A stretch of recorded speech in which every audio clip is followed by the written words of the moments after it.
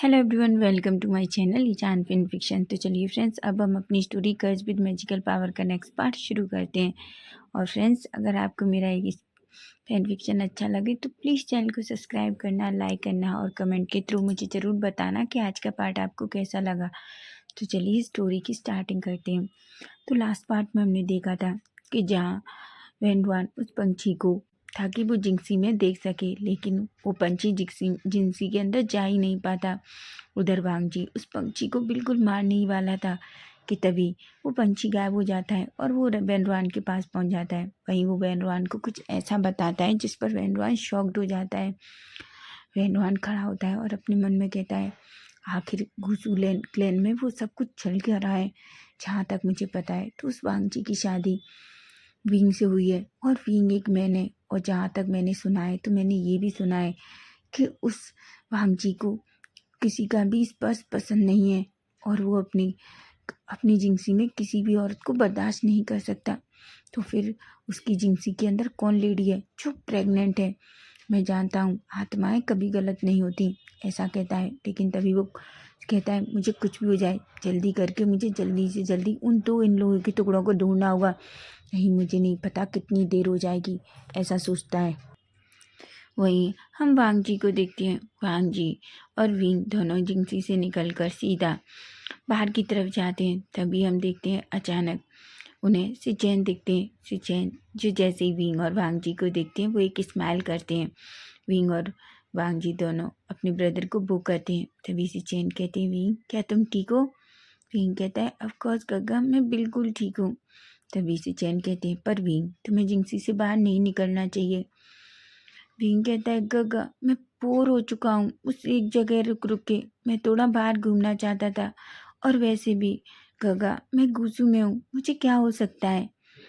वहीं सिचैन की नज़र वांगजी के फेस पर जाती है, जहाँ वो देख पा रहे थे कि वांगजी किसी बात से बहुत परेशान है। तभी सिचैन कहते हैं, वांगजी क्या तुम ठीक हो? तभी वांगजी थोड़ा सेंस में आता है और कहता है, ऑफ कोर्स गग्गा मैं बिल्कुल ठीक हूँ। तभी वांगजी कहता है, गगा मुझे अंकल से कुछ क्या काम है, क्या आप थोड़ी देर विंग के पास रुक सकते हैं?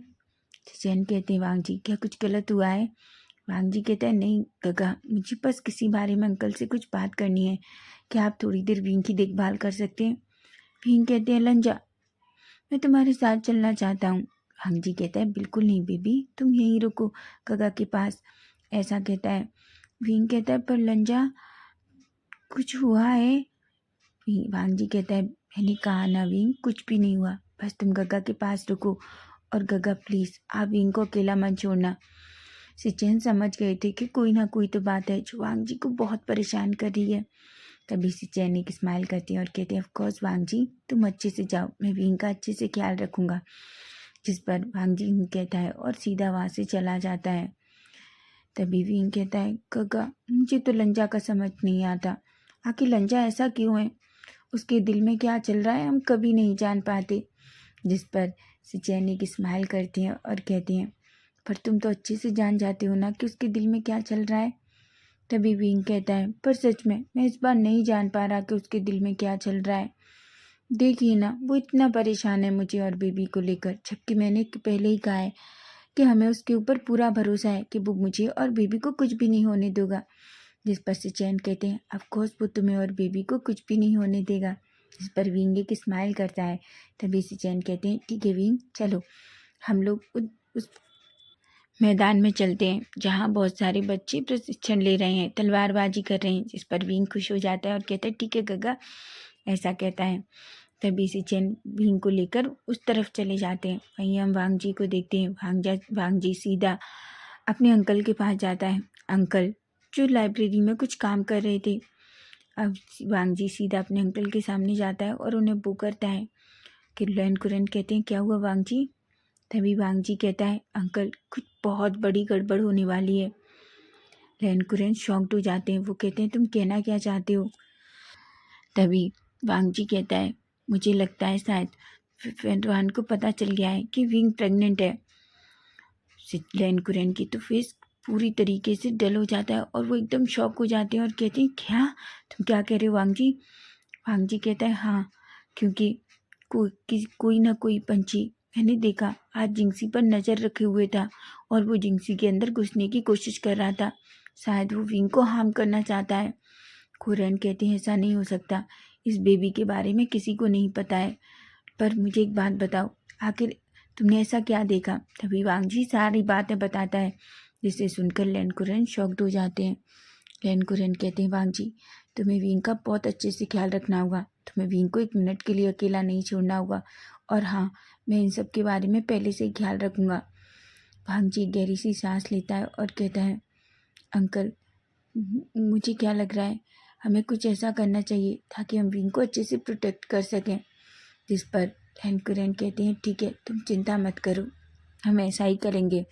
इस पर वांगजी कहता है, वो खड़ा होता है। तभी लैंकुरन कहते हैं वांगजी, तुम अच्छे से जानते हो इस टाइम विंग सबसे पहली प्रायोरिटी है हम सबके लिए। तभी वांगजी कहता है मुझे पता है अंकल। तभी लैंकुरन कहते हैं वांगजी बस इतना करो, कोई भी विंग को हार्म ना कर सके, क्योंकि तुम नहीं जानते, तुम दोनों से ज़्यादा शक्ति उस बच्चे के अंदर है और तुम जानते हो वो बच्चा ही तुम दोनों का। ऐसा कहते हैं। तभी वांगजी का फेस थोड़ा रेड हो जाता है और लैंकुरन भी कहते हैं ठीक है वांगजी अब तुम जाओ, ऐसा कहते हैं। जिस पर वांगजी कहता है और वहाँ से चला जाता है। वहीं हम युगमिन में देखते हैं, जहाँ हम देखते हैं मैडम यू जो बड़ी बड़ी आंखों से यानली और जांग फैमियान को देख रही थी। तभी यानली कहती है माँ आप इस तरीके से देखना बंद कीजिए। मैडम यू कहती है यानली तुम्हें पता भी है कि तुम क्या कह रही हो? यानली कहती है मैं सच कह रही हूँ माँ, आप ऐसा क्यों सोच रही हैं, आपको खुश होना चाहिए। मैडम यू एक गहरी सी सांस लेती हैं। तभी जांग फैमियान कहती हैं यू तुम्हें अब उस बच्चे को माफ़ कर देना चाहिए। वैसे उसने कोई गलती नहीं की, लेकिन सोचो ये उसकी ज़िंदगी का कितना अच्छा टाइम है। तुम्हें नहीं लगता कि तुम्हें उसके पास जाना चाहिए, तुम्हें एक बार उससे मिलना चाहिए? तुम जानते हो इस टाइम एक बच्चे को अपनी माँ की बहुत ज़रूरत होती है और उसने हमेशा तुम्हें अपनी माँ माना है। ये बात अलग है कि तुमने कभी उसे बच्चे के जैसा प्यार नहीं किया। मैडम यू जो बस जान फेमियान की बात सुन रही थी। तभी फेमियान कहते हैं यू तुम्हें नहीं लगता तुम्हें उससे पूछना चाहिए कि उसे क्या चाहिए क्या नहीं, वो किस दौर में है? तुम जानती हो वो एक बच्चे को जन्म देने वाला है। उसकी प्रेगनेंसी कोई नॉर्मल प्रेगनेंसी नहीं है। तुम्हें पता है उसकी प्रेगनेंसी सिर्फ 3 मंथ की है। जिससे मैडम यू की आंखें बड़ी हो जाती हैं और कहते हैं कि तुम क्या कह रहे हो? तभी फेमियान कहते हैं हाँ यही सच है, मुझे लैंकुरन ने पहले ही सब कुछ बता दिया है। उन्होंने मुझे एक संदेश भेजा था, बस वो चाहते हैं कि अगर तुम सब कुछ ठीक हो तो क्या तुम विंग के पास जा सकती हो? तभी मैडम यू कहती हैं पर मैं क्यों जाऊँ? तभी यानली कहती है माँ मैं सिर्फ आपको यहाँ यही बताने आई हूँ कि विंग को आपकी ज़रूरत है। ऐसा नहीं है कि वहाँ उसे किसी प्यार की ज़रूरत है, लेकिन उसे एक माँ की ज़रूरत है।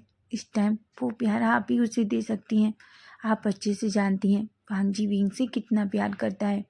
यहाँ तक कि सिचेन, जियांगचेंग, अंकल कुरेन सभी लोग विंग से बहुत प्यार करते हैं, लेकिन आपका प्यार उसके लिए सबसे अलग है। मैडम यू कुछ भी नहीं कहती, वो खड़ी होती हैं और चुपचाप वहाँ से जाने लगती हैं। तभी फेमियान कहते हैं यू मैं फिर भी तुमसे कहूँगा तुम एक बार उस बच्चे के लिए अपना दिल खोलो। वो बच्चा बस तुमसे प्यार चाहता है और कुछ भी नहीं। ऐसा कहते हैं। यू की आंखें नम थीं, पर मैडम यू पीछे मुड़कर भी नहीं देखती और वो सीधी अपने रूम में चली जाती हैं। तभी फेमियान चुपचाप वहीं बैठ जाते हैं और कहते हैं मैं जानता हूँ मैडम यू दिल की बुरी नहीं है तुम्हारी माँ, पर सच में मुझे ऐसा लग रहा है कि शायद विंग के लिए उसका दिल कभी नहीं पिघलेगा। यानली कहती है बिल्कुल नहीं, आप गलत सोच रहे हैं डैड। देखना माँ विंग के लिए से बहुत प्यार करती है। शायद ऐसा कुछ है जो माँ नहीं बता पाती, लेकिन मैंने देखा है वो विंग को जब भी हर्ट करती हैं तो उन्हें बाद में इस बात का बहुत रिग्रेट होता है। फेमियान कहते हैं शायद तुम जो कह रही हो वो सही हो, ऐसा कहते हैं। वहीं हम अब गूसू में देखते हैं, जहाँ हम देखते हैं कि वांग जी वहाँ से निकलने के बाद सीधा विंग और सिचेन को इधर उधर ढूंढता है, लेकिन वो दोनों से कहीं नहीं मिलते, इसलिए वो थोड़ा परेशान हो जाता है।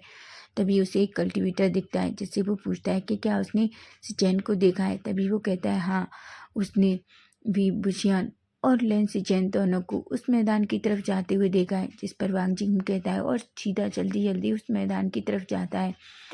जैसे ही वो मैदान के पास जाता है, वो शॉक्ड हो जाता है। वो उसकी आंखें बड़ी बड़ी हो जाती हैं। लैंसी चैन पूरी तरीके से शॉक्ड खड़े हुए थे, उन्हें तो कुछ भी समझ में नहीं आ रहा था। वहीं भांगजी दौड़ कर जाता है और कहता है गगा, ये सब क्या हो रहा है। चैन कहते हैं मुझे नहीं पता, विंग बस यहाँ आना चाहता था और मैं विंग को यहाँ लेकर आया, लेकिन तुम देखो ये सब क्या है। विंग जो एकदम हवा में उछल रहा था और वो इधर उधर से कोई भी कल्टीवेटर उसके सामने रुक ही नहीं पा रहा था। सारे कल्टीवेटर हवा में उसके साथ लड़ने की कोशिश कर रहे थे, लेकिन सबकी तलवारें टूट चुकी थी। उधर वांगजी जो पूरी तरीके से विंग को ऐसे देख के घबरा जाता है। विंग के अंदर से ब्लैक शैडो निकल रही थी, जिस पर वांगजी पूरी तरीके से डर गया था। वो जल्दी से ऊपर की तरफ उठता है और जल्दी से विंग को अपने रोप में खींच लेता है। विंग की आंखें पूरी तरीके से रेड थी। वांगजी कहता है विंग। विंग कुछ भी नहीं कहता, बस विंग गुस्से में आ गया था, बहुत गुस्से में, क्यों उसे नहीं पता। तभी वांगजी अचानक विंग को अपनी बाहों में लेकर नीचे आता है। विंग की बॉडी पूरी तरीके से हॉट हो चुकी थी। वांगजी कहता है विंग, विंग भावे देखो। तभी विंग अचानक से वांगजी की बाहों में बेहोश हो जाता है। तभी वांगजी विंग को ब्राडल स्टाइल में कैरी करता है और कहता है गगा, हमें विंग को जिंक्सी लेकर जाना होगा। तभी चैन कहते हैं वांगजी तुम विंग को जिंक्सी लेकर चलो, मैं हीलर को लेकर आता हूँ। जिस पर विंग वांगजी हूँ कहता है। वांगजी जल्दी से विंग को जिंक्सी के अंदर ले जाता है और उसे चुपचाप बेड पर लेटाता है। वहीं से चैन जो हीलर को लेके आते हैं। वांगजी जो विंग के पास बैठा था, उसके हाथों को धीरे धीरे अपने हाथों के द्वारा उन्हें गर्माहट दे रहा था। वांगजी पूरी तरीके से डरा हुआ था। तभी से चैन अचानक हीलर को लेकर अंदर आते हैं। हीलर को देखकर वांगजी विंग से थोड़ा कड़ा होता है। हीलर जल्दी से विंग को चेक करने लगते हैं। वो जैसे जैसे विंग को चेक कर रहे थे, उनके चेहरे का एक्सप्रेशन पूरी तरीके से बदल रहा था। तभी वांगजी कहता है क्या हुआ है, आप इस तरीके से क्यों कर रहे हैं। तभी वो कहता है हम कुंजुन मुझे कुछ समझ नहीं आ रहा। तभी वांगजी कहता है इसका क्या मतलब है। तभी जैसे ही हीलर भीम के टमी के ऊपर अपना हाथ रखता है, तो वो शॉक्ड हो जाता है। वो अचानक से अपना हाथ उठा लेता है। तभी वांगजी कहता है कि क्या हुआ। तभी हीलर कहता है गुंजुन, मुझे लगता है आपको ही इनके टमी को टच करना चाहिए, ऐसा कहता है। तभी वांगजी अचानक से विंग के टमी को टच करता है। जैसे ही वो विंग के टमी को टच करता है, वो शॉक्ड हो जाता है। उसे विंग के टमी से बहुत अजीब हलचल फील हो रही थी। ऐसा लग रहा है कि जैसे बच्चा बहुत बुरी तरीके से विंग के टमी के अंदर घूम रहा हो। उसकी वो बहुत बुरी तरीके से हलचल कर रहा था। तभी वांगजी कहता है गगा, मैं चाहता हूँ आप इन्हें लेकर वापस चले जाओ। सिचेन कहते हैं पर वांगजी। तभी वांगजी कहता है गगा प्लीज़, ऐसा कहता है। जिस पर सिचेन हूँ कहते हैं और हीलर को वापस लेकर चले जाते हैं। तभी वांगजी अचानक अपना हाथ रखता है और वांगजी के अंदर से एक अलग सी शक्ति बाहर निकलने लगती है। वो विंग की टमी पर अचानक अंदर जाने लगती है।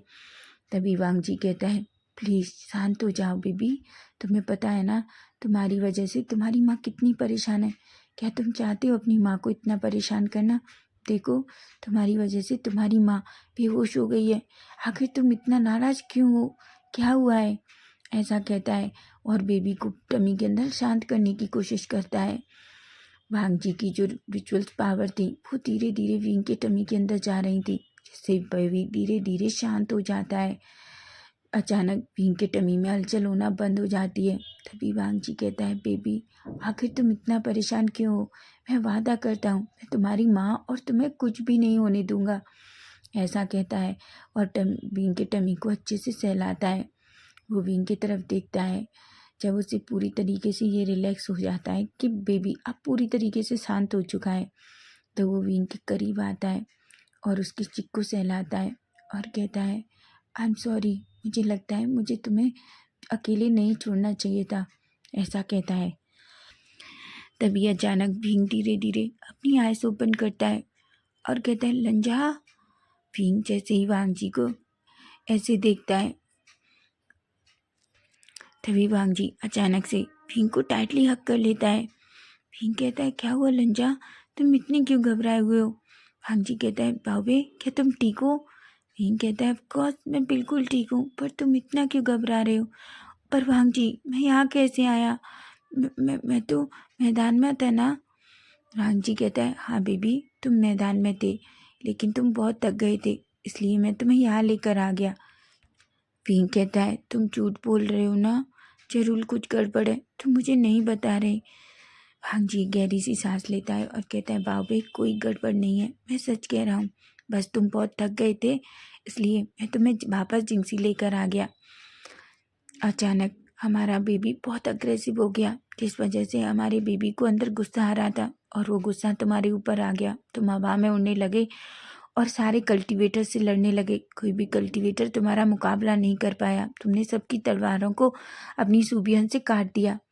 ये सुनकर वांग जी वींग की आंखें बड़ी होती हैं और कहता है, क्या? वांग जी कहता है, हाँ बाबे तुमने ऐसा किया। वांग जी कहता है, वींग कहता है, लंजा क्या मैंने कुछ गलत कर दिया है? वांग जी कहता है, बिल्कुल नहीं, क्योंकि बेबी को बहुत गुस्सा था। बेबी को शायद इस वजह से गुस्सा था क्योंकि मैं तुम्हारे पास नहीं था और बेबी को प्रोटेक्ट फील नहीं हो रहा था। वींग कहता है, शायद मुझे लगता है बेबी मुझसे भी ज़्यादा तुम्हें पसंद करता है, इसलिए जब भी तुम हमारे करीब नहीं होते तो उसे बहुत गुस्सा आता है। हालांकि वांग जी को पता था कि बच्चे ने कुछ और ही महसूस किया था, शायद इस वजह से बच्चे को बहुत गुस्सा आया था, लेकिन वो वींग को ये कहकर डराना नहीं चाहता था, इसलिए वो बस इतना ही कहता है कि शायद बच्चा उसकी करीब ना होने की वजह से गुस्सा हो गया था। इस पर वींग अचानक वांग जी को हक कर लेता है और कहता है, सच में बेबी भी बिल्कुल तुम्हारे जैसा है, ऐसा कहता है, जिस पर वांग जी एक स्माइल करता है। वहीं हम ह्यूमन में देखते हैं, जहाँ हम देखते हैं अचानक से मैडम यू एकदम हॉल लिविंग एरिया में आती हैं और वो सबकी तरफ देखती हैं और कहती हैं, झांग फेमियान की तरफ देखती हैं और कहती हैं, रेडी हो जाओ। झांग फेमियान कहते हैं, यू तुम कहाँ जा रही हो इतनी तैयार होके, और ये सारा सामान क्या है? तभी मैडम यू कहती हैं, मैंने कहा पहले तैयार हो जाओ। झांग फेमियान को कुछ भी समझ नहीं आ रहा था। तभी फेमियान कहते हैं, ठीक ठीक है, मैं थोड़ी देर में तैयार होकर आता हूँ। झांग फेमियान भी थोड़ी देर में रेडी होकर आ जाते हैं। तभी अचानक यानली आती है। तभी मैडम यू कहती हैं, यानली क्या तुम वापस गुसू नहीं जा रही? यानली कहती है, हाँ माँ मैं आज ही वापस जा रही हूँ। तभी मैडम यू कहती है, ठीक है चलो हमारे साथ। यानली कहती है, पर कहाँ? मैडम यू कहती है, गुस्से में आ जाती हैं और कहती हैं, तुम दोनों बाप बेटी बहुत सारे सवाल पूछते हो, मुझे ये बिल्कुल पसंद नहीं है, ऐसा कहती हैं। जिस पर झांग फेमियान और यानली दोनों गहरी सी सांस लेते हैं। फाइनली वो दोनों मैडम यू के पीछे पीछे जाने लगते हैं। मैडम यू ने बहुत सारे डिफरेंट तरीके कट्टे मीठे अचार जो अपनी गाड़ी में रखवाए हुए थे, बहुत सारी ऐसी चीज़ें थी जो बहुत ज़्यादा स्पाइसी थी। तभी यानली कहती है, ये सब क्या है? आपको नहीं लगता ये सारी चीज़ें तो ऐसी हैं जो सब विंग को बहुत पसंद है? तभी फेमियान यानली की तरफ देखते हैं। मैडम यू तभी कहती हैं, सब गाड़ी में बैठो। फेमियान कहती हैं, पर यू हम जा कहाँ रहे हैं? मैडम यू कहती हैं, हम गुसू जा रहे हैं। जिस पर फेमियान के फेस पे एक स्माइल आ जाती है। यानली कहती हैं, सच में माँ हम गुसू जा रहे हैं? मैडम यू कहती हैं, इसमें इतनी खुशी होने वाली बात क्या है? हाँ हम गुसू जा रहे हैं, ऐसा कहती हैं। लेकिन उनके अंदर एक अजीब सी खुशी थी, जिसे वो यानली या फेमियान के सामने एक्सप्रेस करना नहीं चाहती थी। सभी लोग अचानक से अच्छे से गाड़ी में बैठते हैं। वहीं अब हम थोड़ी देर बाद का सीन देखते हैं, जहाँ हम देखते हैं अचानक से लैन कुरन जो बाहर निकलते हैं। तभी एक पर्सन आता है और कहता है, सर चांग लैन से चांग फेमियान और मैडम यू आपसे मिलना चाहती हैं। लैन कुरन कहते, ठीक है उन्हें अंदर आने दो। वहीं यानली जो वहाँ से उतरकर सीधा अपने रूम में चली जाती है। तभी चांग फेमियान और मैडम यू दोनों अंदर आते हैं। लैन कुरन कहता है, क्या हुआ? लैन कुरन कहती हैं, क्या हुआ फेमियान, तुम यहाँ क्यों? तभी मैडम यू कहती हैं, मैं विंग से मिलना चाहती हूँ। ये सुनकर लैन कुरन एक पल के लिए शॉक्ड हो जाते हैं। तभी फेमियान एक हल्की सी स्माइल करते हैं। तभी लैनकुरैन कहते हैं, मैडम यू, अगर आप विंग को हर्ट करना चाहती हैं तो प्लीज़ मान जाइए, वो बच्चा पहले ही बहुत मुश्किलों से गुजर रहा है। आप अच्छे से जानती हैं कि विंग प्रेग्नेंट है, और अगर विंग की प्रेगनेंसी आप नहीं जानते बहुत जोखिम भरी है। मैडम यू कुरैन की तरफ देखती हैं और कहती हैं, आपको क्या लगता है मैं इतनी बुरी भी नहीं हूँ? जिस पर लैनकुरैन कहती हैं, मैंने ऐसा नहीं कहा मैडम यू, पर मैं ये भी जानता हूँ कि आप विंग को पसंद नहीं करती। तभी मैडम यू अपने हाथों की मुट्ठियाँ बीचती हैं और कहती हैं कि आप सब लोग मुझे इतनी बुरी समझते हो। तभी फेमियान कहती हैं, लैनकुरैन मुझे लगता है हमें यू को विंग से मिलने देना चाहिए। जिस पर लैनकुरैन कहती हैं, ठीक है, मैं अभी जिंक्सी में खबर भिजवाता हूँ और विंग को आपके पास बुलाता हूँ। जिस पर मैडम यू कहती हैं, क्या मैं जिंक्सी नहीं जा सकती? लैनकुरैन कहते हैं, मुझे नहीं पता, वांग जी को किसी का भी बिना परमिशन उसकी जिंक्सी में एंटर करना पसंद नहीं है, इसलिए प्लीज़ आप यहीं वेट कीजिए, मैं थोड़ी देर में विंग को यहाँ बुलाता हूँ। इस पर मैडम यू और जांग फेमियान कहते हैं। तो फ्रेंड्स, नेक्स्ट पार्ट इसका हम कल देखेंगे कि कल क्या होगा। क्या मैडम यू सच में विंग के लिए अपना प्यार साबित कर पाएंगी? अगर आपको स्टोरी अच्छी लगी तो प्लीज़ चैनल को सब्सक्राइब जरूर करना। बाय बाय, टेक केयर, और यार कमेंट करना।